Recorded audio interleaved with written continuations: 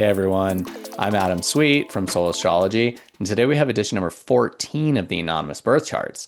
Now, this is a series in which I do bite-sized readings based on charts and questions submitted by you all. So let me go ahead and share the chart that we're going to take a look at for today.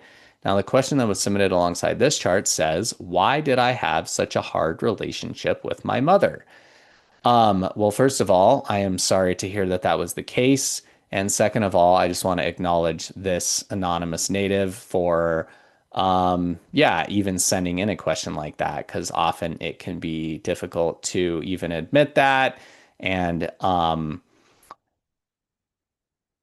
the dynamic with our mothers is an interesting one. And that is because I have heard, I think it was a psychologist or a psychiatrist say that it is up to even 80% of who we are can be determined or is due to our relationship with our mother. And that's because, like I said, we're literally the same person for the first 9 months of our life.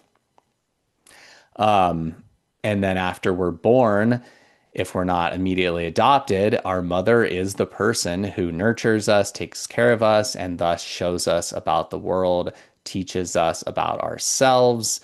And so when that is a difficult dynamic, then that can be something that we have to carry with us for the rest of our lives. And it can be very frustrating, very challenging. And yeah, there can be a real wound there that needs to be healed, or at the very least needs to be acknowledged. And I feel like that's where astrology comes in.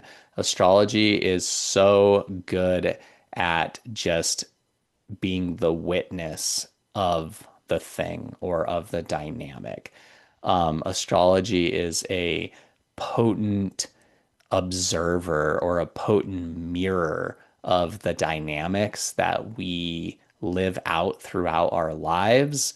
And it is often the case that I have seen when we acknowledge those dynamics, then we can move through them and that healing can occur. So I hope we can offer that today in a very small dose for this native.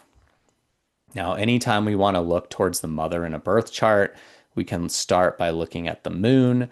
The moon is the planet that naturally signifies mothers and nurturing. Now, in this chart, it is in the first house. The first house is the native themselves in ancient astrology. And so when we have the moon in the first house in a powerful position here, as I was saying, this can be a potent dynamic where how the native learns to individuate or develops their character, temperament, and personality, or learns about it is through their mother. So there's already a potent connection there. Now, if we want more information about how the moon is going to show up in their life or what effect it might have throughout their life representing the mother, then we can look to any aspects that the moon may be in. Now, the first thing that I notice is that the moon is exactly squaring Mars by degree and just separating by minutes here. So this is a incredibly tight aspect. Now, Mars is that planet that represents strife, conflict, difficulty, struggle, even violence and arguments, and squares, which is what this is.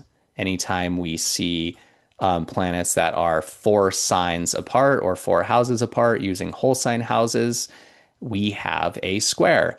Now, every aspect in ancient Hellenistic astrology was associated with a planet, meaning that that aspect takes on the significations or the dynamics of that planet. So squares are of the nature of Mars, meaning that anytime we find 2 planets square to each other, that they are in a bit of a tense relationship there, or even could be looked at as hostile.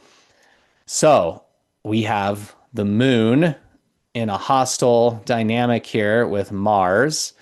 That is definitely a difficult situation that could represent a hard relationship with a mother. Now, let's look at where the native is in this chart. So the native is the first house, but we can also look towards the ascendant ruler and they are Virgo rising, so the ascendant ruler is going to be Mercury. Now, Mercury is also down here in the fourth house, and it is also in that overcoming square from the moon. Now, the moon is separating here, or they are mutually separating because Mercury is retrograding back and the moon is moving this way. So that is a separating aspect, but still we have the moon or mother in a overcoming or superior square to the native here, thus representing that tense and challenging relationship within the native's life. So you can also look towards the 10th house for the mother in ancient astrology. The fourth house was thought to be the father because in ancient world, the father was thought to provide that hidden seed during conception, where the mother is the more visible one who carries the child. And so usually we would look towards the 10th house for the mother. But because this dynamic shows that hardship so well, I don't think we need to go looking anywhere else in this chart. So anyway, I'm going to stop sharing here. I hope that this was helpful for this native.